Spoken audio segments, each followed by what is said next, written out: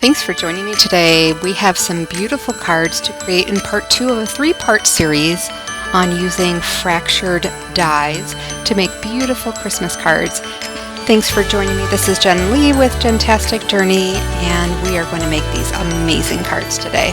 Okay, so at the beginning of each of the series, I just show you that you can go through all of your different pattern paper and see what goes together in terms of colors or patterns, or even, if you go with brights versus more vintage. So that's what I did here, is I just went through all my paper and said, these are the cards I'm going to use for these specific dies. And I have several different fractured dies, and I include everything in the description box below. And then don't forget your shimmery paper. And in this card, I actually use that's it right there. Okay, so the first thing you have to do is cut everything out in your die cutting machine. And so I've done that, and I've put everything onto some press and seal. Press and seal is my go-to in my craft room. And for this, it's no different. It just keeps all my pieces together. Now this shimmery paper, holographic type shiny paper, I should say, it doesn't really have a pattern that has to be kept in order, but at least it protects me from losing any small pieces. So I'm going to push this one down onto some cardstock, and I always put the first half down and then glue the second half with my Bearly Art Precision Craft Glue. And then just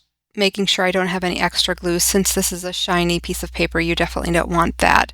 And then you're just going to go through, and we've got these two other pieces of pattern paper that we've die cut out. This die is a little more painful than the other two types of dies that I used, because it's got this little inner part that goes in between the bigger pieces, and there's a lot more small pieces on this die. It caused me to have to spend a lot more time, and then I'm just gluing all the thin pieces I decided to glue down, and then I will pop up the bigger pieces, like that square that goes, or I guess it would be a diamond that's going in the center there, and all the bigger pieces will be popped up under some foam tape. And this had a little trouble getting down because that shiny paper is really shiny, and so it didn't glue down very well. And then you'll see here that I'm going to pop this first one up onto some foam tape just so I can see what it looks like. And I'm going to use this kind of beige colored pattern paper for that. And so I like that there's some black and there is some beige in there. And then we've got the holographic design for the outline, the big outline. And so I'm just pulling all these apart, trying to get myself organized here and make sure I don't lose any of the parts again. And I decided that I'm just going to do two of them at once. So I'll just put them side by side, and then that way I can just go back and forth and make sure I get everything in there. So I'm going to show you just a little bit of this, and then we're going to fast forward because you're going to get the point. But basically I just glued down the outlines, the main outlines of both cards. And there will be a third one. It's just holographic shiny paper.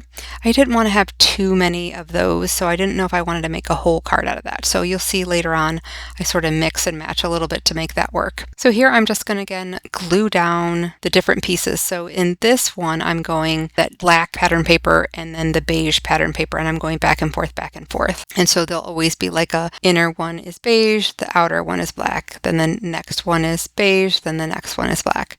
So it should work out pretty easy. Again, just gluing down all these thin pieces. And you can, of course, glue it all down. You do not need to pop any of them up, especially if you're putting these through the mail and you want to save a little bit of postage. You can glue it all down. It'll still look fantastic. I'm just using a little bit of dimension because with these fractured dies, I think the dimension looks so cool.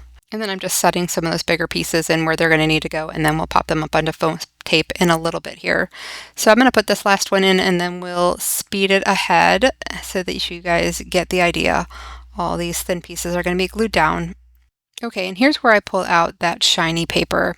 And I just move things around so that I can incorporate that in a little bit, because it's too plain for it to be like a sole color on the second color on a piece of paper. I just decided to incorporate pieces here and there and not do a whole card of it. And I think it's came out good. It took a little finagling, and of course I decided that halfway through this project, which is par for the course for me, I think it's going to turn out just fine. I'm just putting those in place, and then we'll go back to gluing, and then we're going to fast forward ahead. So this is the other outline piece that we need to create another card for. So we will have 3 cards all together with 3 different pieces of pattern paper making the pieces for the card. Okay, so putting away my glue, and here's where we're going to start with the foam. And for the foam, I'm just putting enough on here so that it doesn't get damaged, because mine will go in the mail. So I just want to make sure that I have a ton of foam tape up. I'm going to put a few of these down, and then I will fast forward again because you guys get the idea. These bigger pieces are going to be all up on foam tape. And again, this is totally optional. You do not need to do this.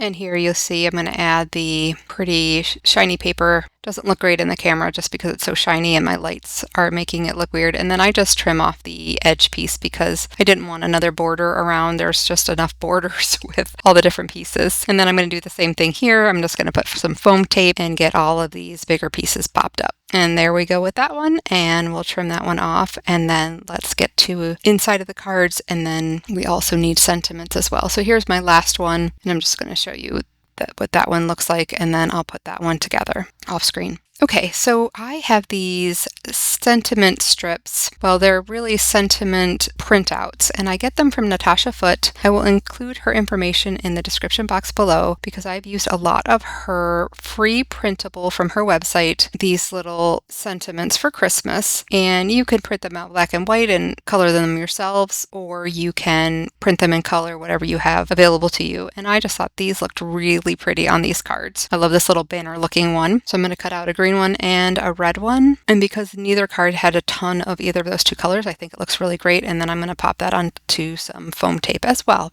Doesn't that look pretty?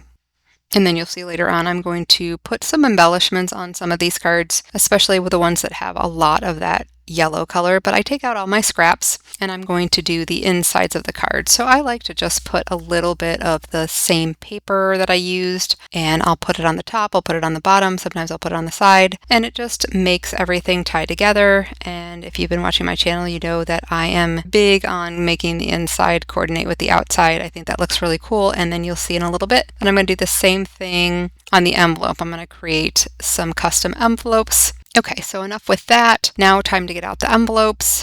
I keep everything in a bin and I have them by size. And then I've got these little extra pieces that I'm going to put on the inside of the flaps of the envelopes. When you're putting them in the mail, this is a great way to do it. And I just make a couple little pencil marks and I'm going to trim down these little pieces, and then I'll put it on the inside so when somebody opens their card, they'll get to see the inside of that envelope flap, and it'll be decorative in the same pattern paper as the card. So I'm just going to use a little bit of Bearly Art Precision Craft Glue and glue that to the inside. And you don't want a lot because you don't want it to get wavy. I could have used a tape runner as well. I just don't always trust my tape runner as much as I do my glue. And so there these 2 go. I think that adds a lot to the card.